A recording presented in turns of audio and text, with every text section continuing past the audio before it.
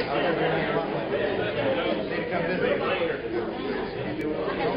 guys gonna mic him up?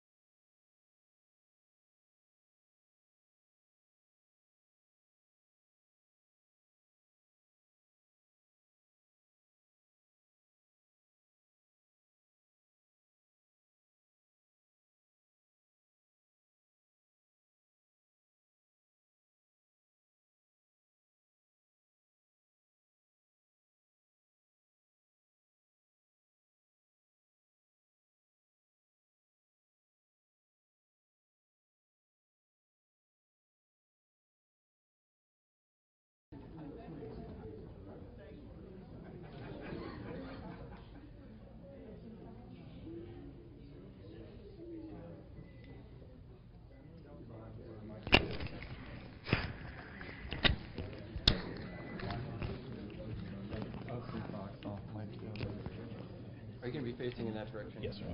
Last will and testament. Yes, sir. Well, if I hadn't been, listening to them, it would have been pushing us a little too. Can I put it in my pocket? Yeah, and that'll just clip just like that. You got one more. Put it right up here, like that suit. And I'll give you that one. That's boxes. Thank you. Okay. Let me just make sure I turn that pack on too. Just in case. Yes, sir. Thank you.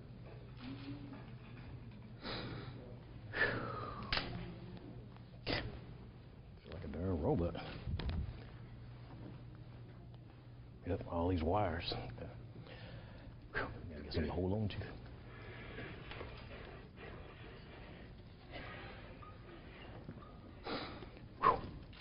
But I wanted to thank each and every one of you that is here today. Didn't prepare anything because I wanted to speak to you from the heart. I've been transparent with this district, before coming into office, and that's how I'm going to leave. So just wanted to clear some of the rumors and people not knowing where have I been in session. And so a year ago, I was at Spartanburg Regional, and Phil Feisel, the president there, came in my room and told me that I was very lucky and I needed to take better care of myself, and I didn't pay that attention. Later that year, was at Providence Hospital, hearing the exact same thing. And during that entire time, with the headaches and things that were taking place, I didn't know that I had blood pressure issues. And listening to Ms. Cobb Hunter and the speaker, they made me go to MUSC, and it was there last November that the doctors there told me that I would make it to March and November. And so it's at that point I began to do what they said, and from there, this running back and forth, stress April, I went back and had my checkup, and that's when, just looking at the paper that was, I was giving to the speaker, when you look at stuff on paper, it changes a whole lot. And that's when I realized that I can't keep pushing.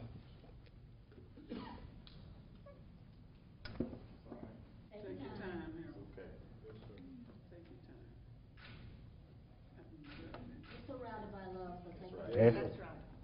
Just say it how you feel.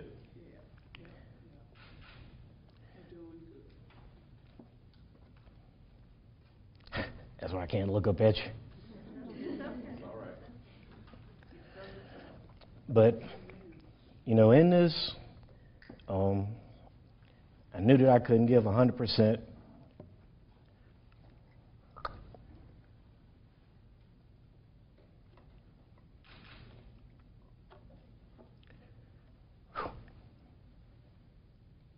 But, these 13 years of being a representative in this community,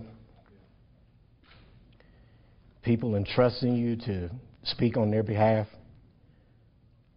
it's meant a lot.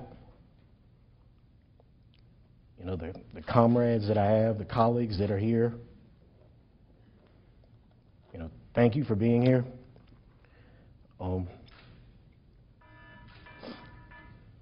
It's just that, when the doctors tell you that, you're pushing,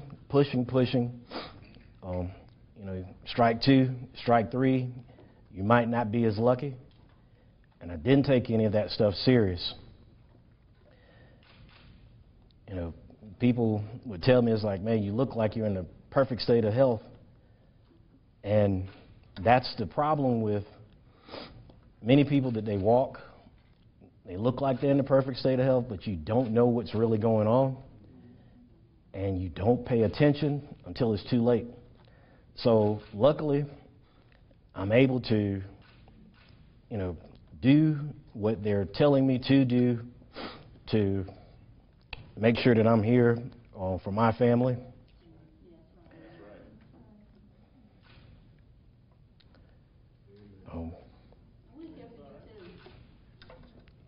I should have done this probably a year ago when my mother had her stroke, and that's when I was going back and forth. Should have done that then and just kept pressing. And even after started to do what the doctors were telling me to at MUSC, and it wasn't shortly after that that Representative Cobb Hunter got on me about it's like you're back to your old habits. You're pressing. And then our good friend and colleague, Joe Neal,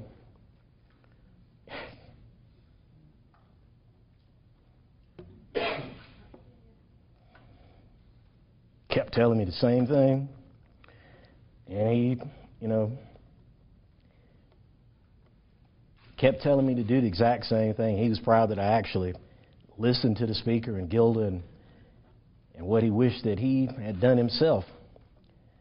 And it was 3 weeks later, he died there. And just keep thinking of his words and other people that have given me warnings, telling me what I need to do. And I don't know why, it was so hard to let go. But I had to go ahead and do this here today because all the rumors started floating, and I just wanted to dispel anything that I'm dying. Yeah. All of this, can be fixed, and that's what I intend to do, is to follow the orders, do what they said. And it was after, being on this medical leave since last month, April 10th, that was able to look at things and really just take a look at period. And I'll tell you that things that I've missed, seeing my daughter graduate college, Tuesday night and seeing my son running track, won the region meet.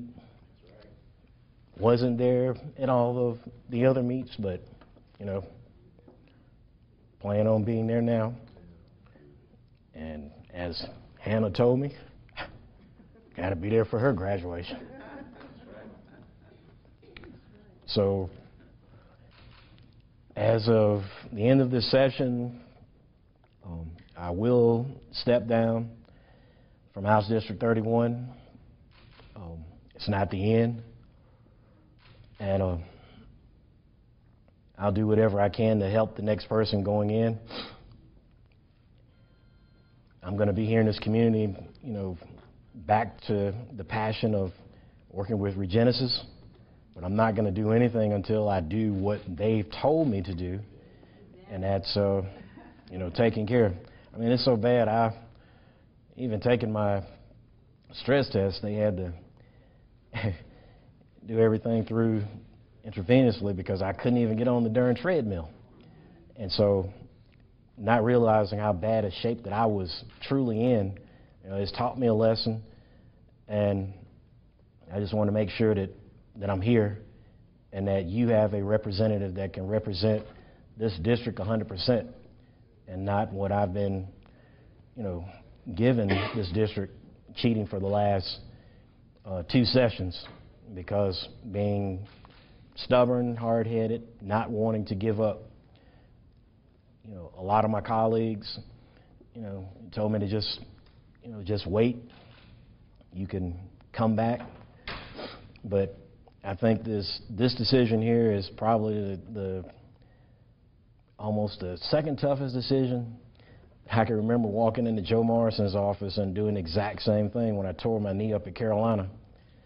And he tried to get me to stand on the sideline, and I told him if I can't give it 100%, I don't want to be there.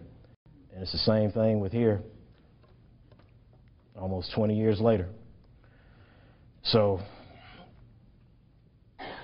I know that being there in that chamber, people don't realize, you know, those of you, the colleagues that are here, what we go through. And I realize that things are not going to change there. And as my doctor said something very sobering, is like, you know, your problem is you care about this thing a little too much, and you internalize too much. You need to learn how to let it go. And I realize that that's something I can't do.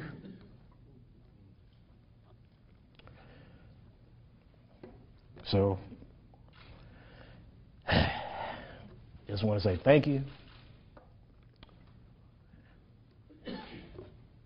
Carl, I see you over there, but I was trying to hold my head down, sir, so I couldn't look in. With all my colleagues, past and present, Speaker Pro Tem, who dragged me into this, if you could please stand, sir, so I can at least put the pressure on you guys, too. I'll do a reversal of pressure.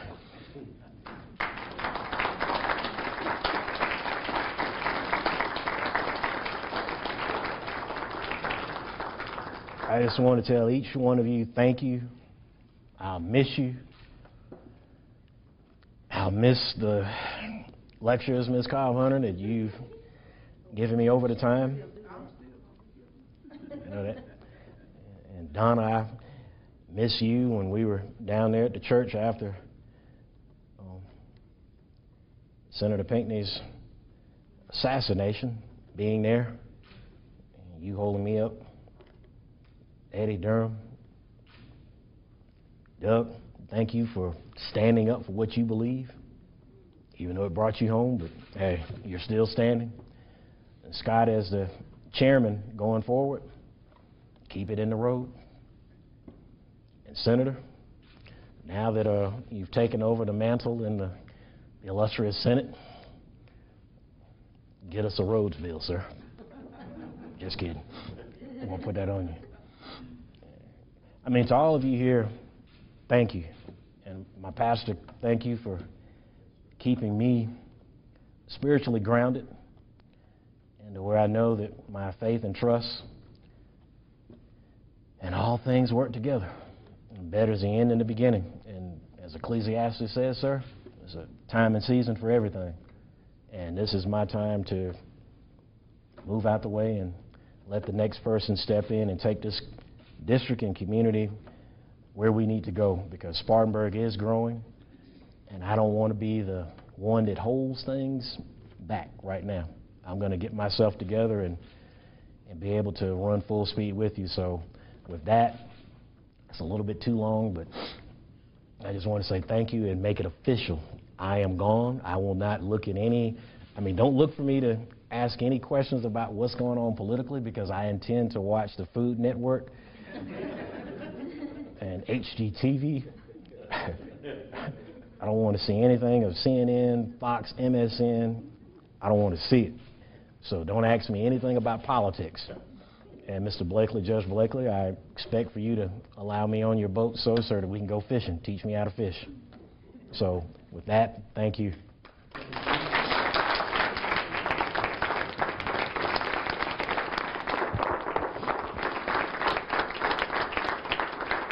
Very good. Very good. Yes, sir. Got you, baby. Love you. Thank you, sir. And unmic. Yeah. Oh, I. Hot mics, man.